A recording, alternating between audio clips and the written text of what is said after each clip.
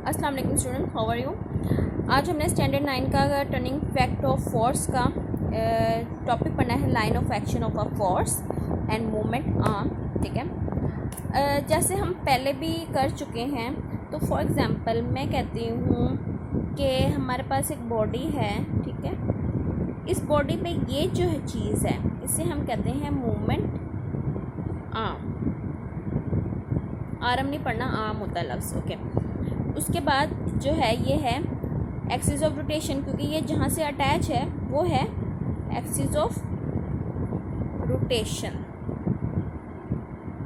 ठीक है, axis of rotation यानी इसने इसके गिर्द घूमना है, ये उसका एक्सिस ऑफ रोटेशन है। ठीक है, अब फोर्स जो है F वो अपर की तरफ अप्लाई हो रही है, जिसे हम कहते हैं कि ये चीज़ जो है ये क्या है, लाइन ऑफ एक्शन। इसे हम क्या कहते हैं, लाइन ऑफ एक्शन। हम इसकी लेंथ L मेजर करते हैं। मैंने आपको उस वक्त भी कहा था कि लेंथ बहुत ज़्यादा काउंट करती है, क्योंकि अगर लेंथ कम है तो टर्निंग इफेक्ट कम है, अगर लेंथ ज़्यादा है तो टर्निंग इफेक्ट ज़्यादा है। इसका मतलब ये है कि टॉर्क जो है वो प्रोड्यूस होगा, टॉर्क जो है वो प्रोड्यूस होगा लेंथ के ऊपर, क्योंकि फोर्स तो सेम जा रही है। मैं किसी चीज़ को खोलने के लिए फोर्स सेम कर सकती हूँ, लेकिन क्या है, इसका मतलब है कि जो हमारा टॉर्क है, इस टॉर्क को हम थोड़ा सा इस तरह करके लिखेंगे। वो डिपेंड करता है फोर्स पे और डिपेंड करता है लेंथ के ऊपर।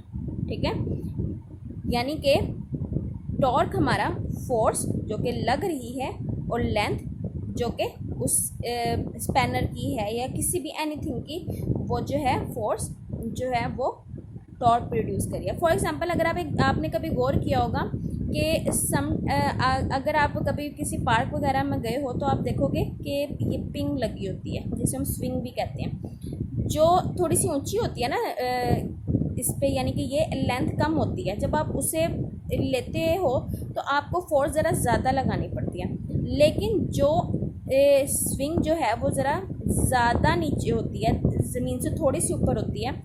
आपने सिंपल क्या करना होता है, बैक पे जाके उसे एकदम छोड़ना होता है, तो टॉर्क ज़्यादा प्रोड्यूस होता है और आपकी स्विंग फ़ौरन एक्सिस ऑफ रोटेशन के ऊपर आ जाती है। यानी कि मूवमेंट ऑफ आर्म ज़्यादा है फोर्स, और यानी कि हम कह सकते हैं कि फोर्स और लेंथ जो है काउंट करती है।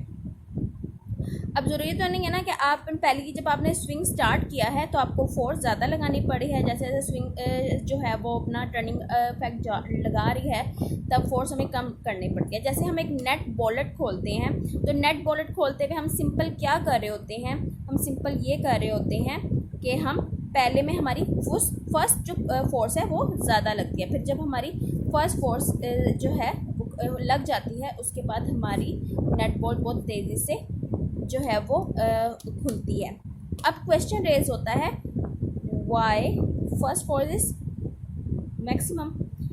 अब इसकी बात न्यूटन साहब ने जो है अपने थर्ड लॉ के अंदर कह दिया था, एक्शन एंड रिएक्शन। जब हम किसी चीज़ पे एक्शन कर रहे होते हैं तो वो चीज़ अपने रिएक्शन दे रही होती है, जो कि ऑपोजिटली फोर्स होती है। अगर एक्शन और रिएक्शन दोनों इक्वल हो जाएं तो वो चीज़ स्टेशनरी रहती है। ठीक है, ओके। सबसे पहली बात जो आती है वो आती है आर्म्स की तरफ। हम उसकी जो है मूवमेंट को क्लॉक करते हैं। आर्म्स की मूवमेंट जो है, फॉर एग्जांपल मैं स्पैनर ही बनाती हूँ।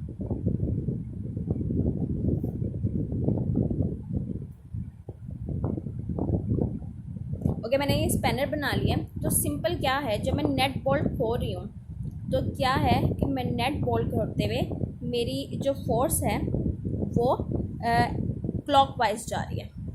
क्या किस तरह जा रही है, क्लॉकवाइज।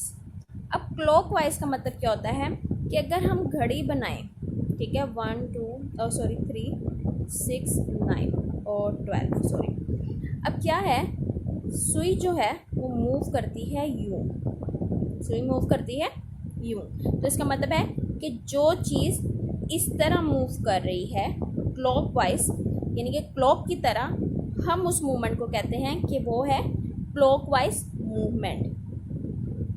Clockwise movement. अब जाहिर सी बात है हर चीज़ क्लॉकवाइज मूव नहीं करती, ठीक है। तो जो चीज़, अब जैसे फॉर एग्जांपल मैं इसे नीचे फोर्स लगा रही हूँ तो ये क्लॉकवाइज मूव कर रहा है, क्लियर। अब मैं इसे मूव करवा रही हूँ दूसरी तरफ, मैंने फोर्स लगाई है इस तरफ। अब जब मैं इस तरफ मूव करवाऊँगी, यानी कि क्लॉक तो इस तरह चलता है, लेकिन जब मैं इस तरह इससे मूव करवाऊँगी तो फिर मैं उस मूवमेंट को कहूँगी एंटी क्लॉक वाइज, यानी कि ये क्लॉक के एंटी है, अगेंस्ट है, ठीक है। एंटी का मतलब अगेंस्ट होता है, जैसे हम एंटीबायोटिक कहते हैं, यानी कि बायोटिक के खिलाफ कोई दवाई, ओके। तो ये क्या है, एंटी क्लॉकवाइज। अब होता ये है, यानी कि रूल है, इंटरनेशनल रूल अप्लाई किया जाता है कि चीज़ें जो हैं वो क्लॉकवाइज पे खुलती हैं और एंटी क्लॉकवाइज पे बंद होती हैं।